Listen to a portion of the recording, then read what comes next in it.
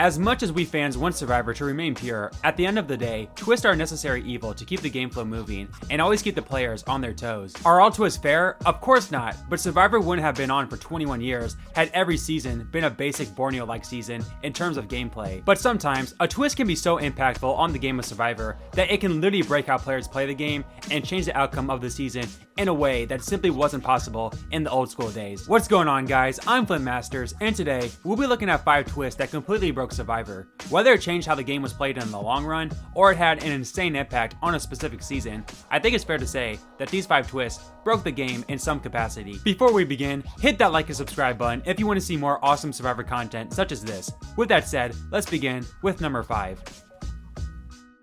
At number 5 is the very first twist in Survivor history, the tribe swap. After 2 seasons of seeing original tribal dynamics play out at the merge, Survivor decided to literally switch things up and mix Baran and Sambaru into 2 new tribes, now featuring 3 players from each original tribe. Sure, this is normal in Survivor these days, but back in the day, this was game breaking. And I mean, just think about what Survivor would be like without this simple little twist. In the first 2 seasons, we saw the majority lines from the tribe of numbers dominate the merge, and seasons like Thailand, Redemption Island, and South Pacific are considered some of the worst Survivor seasons, and a lot of this is due to one tribe picking off the other tribe one by one. As since there was no tribe swaps in any of those seasons, there was no incentive for the majority alliance to play with the opposing tribe. Tribe swaps not only extremely shake up the game dynamics, but it can also change the direction of one's individual game. We've seen players like Tracy and Ali go from dominating their original tribe to pre-merge boots due to a bad swap, while we've also seen players like Susie Smith and Will Sims make it to day 39 after being saved by tribe swaps. It's amazing how literally the luck of the draw can not only change the season dramatically, but change the trajectory of a player in complete opposite directions.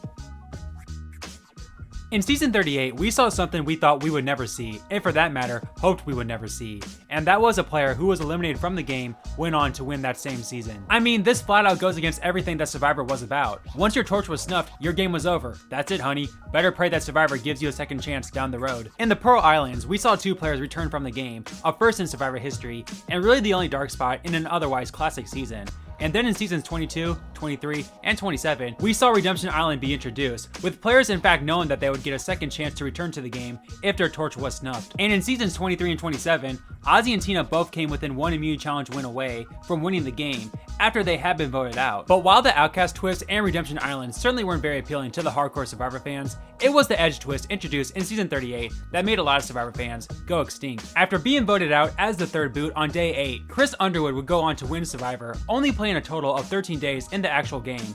But this wasn't the only problem with the Edge. Eliminated players also had a major impact on the game for the first time ever. At least in Redemption Island, all the players could do was compete in challenges. The Edge players could affect the players who were still in the game by handing them advantages or disadvantages. Plus, in order to increase your odds at returning, it was better to be eliminated earlier on in the game, as the earlier you were voted out, the more time and chances you had to get advantages to help you in the return duel. A perfect example of this is Natalie Anderson, who was the first person voted out of Winners at War and spent 32 days on the Edge. But due to all this time spent on the Edge, she was able to obtain a whopping 3 advantages for the second return duel, whereas a guy like Nick, who had literally just been voted out a day before the second duel, had no advantages to work with. Again, this goes against the basic principles of Survivor, and for that matter, the principles of real life, as this basically penalizes players for doing better in the game. I get it, the game has to evolve in some way, and we probably don't get an all-winner season without the Edge, but nonetheless, there's so many basic flaws within the Edge that completely broke season 40. Combine that with the fact that 2 seasons prior, we got a 3rd boot win $1 million,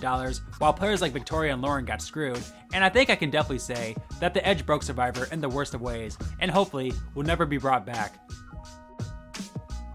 At number 3 is the Forced Fire Making Challenge twist introduced in season 35. I mean, I don't want to beat the dead horse on this one, as it's obviously been harped on enough, but that doesn't change the fact at just how broken this twist is, and how much it has affected every Survivor season since being introduced 4 years ago. Ben of course gets voted out on day 38, Chris Underwood ironically loses EOE, as he no longer gets to pull off the big move of single-handedly taking out Rick Devens, and Tony is most likely not the king of Survivor. Okay, in that case, the Forced Fire Making Challenge was beneficial, but nonetheless, you get the point. Not only does the Final Immunity Challenge lose so much of its meaning, when it used to be the ultimate final showdown of every Survivor season, but it also means some of our favorites are targeted far more early on in the game, as suddenly, players need to start thinking about taking out jury threats sooner rather than later, as even if they're not a challenge threat, they damn well could be a fire challenge threat. I mean, just think about how different Survivor history would be if the Fire Making Challenge had been put into every season. It's a twist that's taken so much pressure off the endgame and has already screwed many players, with probably many more to follow. While the endgame of Survivor will always be a blast to watch, you can't deny how much the Forced Fire Making Challenge has taken some of the life out of it. You will choose one person to sit.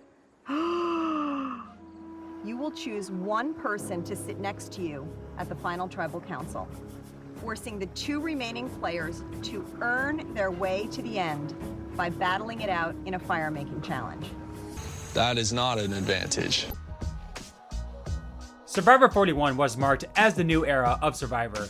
Well, if they classify New Era as a whole bunch of dumb twists and advantages plaguing the season, then yeah, this is a new era. From players losing their vote after finding idols, players making themselves obvious targets in front of everyone, and Deshawn almost going home after simply dropping out of an immunity challenge first, the first season of this new era for Survivor was quite the interesting one in terms of twists. But without question, the worst twist this season, and quite possibly the worst twist in Survivor history, was the Hourglass twist, aka a twist that literally broke the game. On day 12, the 3 tribes merged, and in a twist, the players were randomly divided into teams of 6, with the winning team earning immunity. Okay, maybe not the fairest of twists, especially for a guy like Xander, a great athlete who was put on a helpless team, was now vulnerable due to his team's failures, but that's Survivor for you. Twists like these keep players on their toes. And yes, while it must have really sucked for Erica, the person most in trouble, to have no chance to work her way into the majority after being sent to Exile Island, she was lucky to even make it to the merge in the first place, and more than likely would have gone home even if she had spent her 2 days with all the other players who made the merge. But then, just when all hope seemed lost for Erica,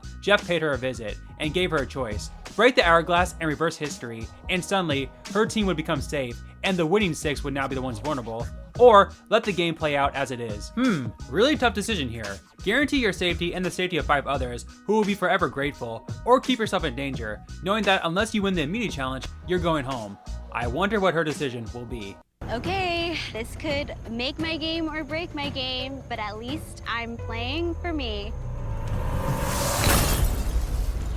I smashed the hourglass and I changed the course of history.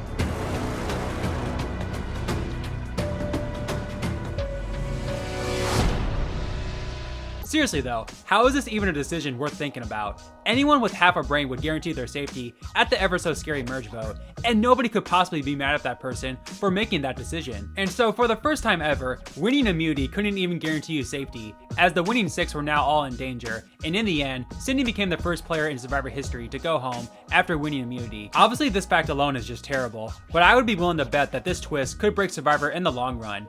I mean, with all the twists and advantages these days, the one thing Survivor players could always count on was winning immunity to save themselves. But now, they can't even rely on that either. I've seen many people speculate that this will cause players to play everything safe from now on, and will no longer see as many big moves, since players can't even rely on the most basic of Survivor norms, to which I completely agree with. In the end, no matter what you think of the Fire Making Challenge, Edge of Extinction, or any other bad twist in Survivor history, I don't think anything is more broken than immunity being taken away from you through no fault of your own.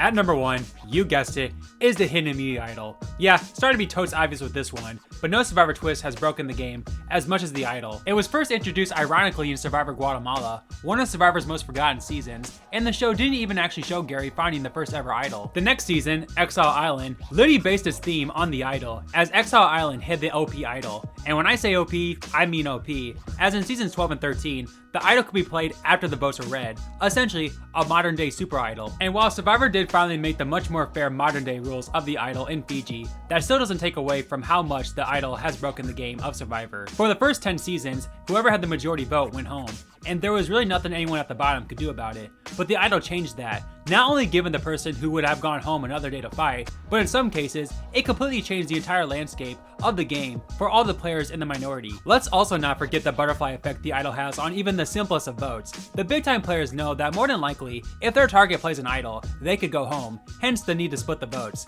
However, splitting the votes is always very risky, as suddenly, it only takes 1 or 2 votes to flip the game around. If you're feeling like you're the secondary target in a split vote plan, or your game relies on the idol holder not playing their idol, this can cause people to overplay, when in any other situation, they wouldn't even think twice about possibly being in trouble. And in another game-breaking twist regarding the idol, in season 37, we got the idol nullifier. For the first time in the history of Survivor, a hidden immunity idol could no longer protect you, as at the final 11, Godfather Carl played his idol nullifier on Dan's idol, which, you guessed it, nullified the power of the idol, and Dan went home despite playing an idol. The same thing happened with Janet in Island of the Idols, and had it not been for the idol nullifier, Janet almost certainly wins that season. When the producers put this cool little twist called the hidden immunity idol in Guatemala, I don't think they ever would have thought that it would revolutionize Survivor in the way that it did. Like I said, they didn't even show it being found in season 11, but when you think of twists in Survivor, you immediately think of an idol. Whether it's an awesome idol play, a split vote, causing panic around camp, using it as leverage, players creating fake idols, and many all-time great Survivor players becoming legends due to this advantage, the idol truly did break Survivor in the absolute best of ways. If anybody has a hidden immunity idol and you want to play it, now would be the time to do so.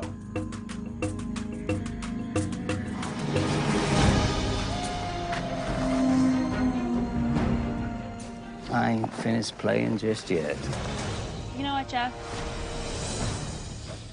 I may be on the bottom, but I'm not ready to go home yet. Oh my God. No way. Oh my God. You didn't know? No. I have no idea. This is my favorite moment. Oh my God. Wow. Oh my God, Gary. Oh man, good job. Damn. I knew it. Thank you guys so much for watching this video, and let me know in the comments what twist you think broke Survivor the most. Once again, remember to smash that like and subscribe button for more fun Survivor content such as this, as I post new Survivor videos every week. Thanks again for the support everyone, and I'll see you next time.